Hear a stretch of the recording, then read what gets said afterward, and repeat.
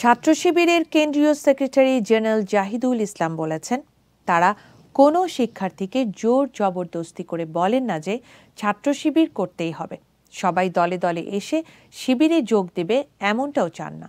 তারা চান একজন মানুষ হিসেবে তারা নৈতিকতা, দেশপ্রেম ও ইসলামী মূল্যবোধে গড়ে উঠবেন।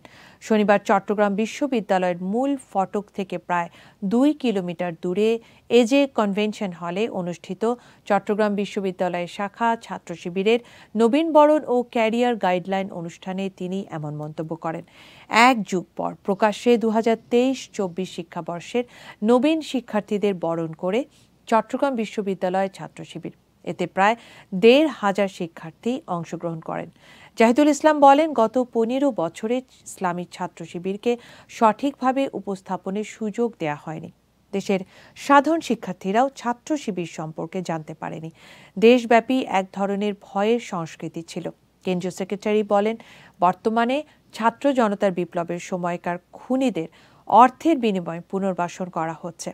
দেশের বিভিন্ন সেক্টরে ফ্যাসিবাদের দোসরদেরকে তাদের পদে বহাল রাখা হয়েছে। তাদেরকে বাদ দেয়া ছাড়া দেশের উন্নয়ন সম্ভব নয়। সব আবর্জনা দূর করে বাংলাদেশকে নতুনভাবে গড়ে তুলতে হবে।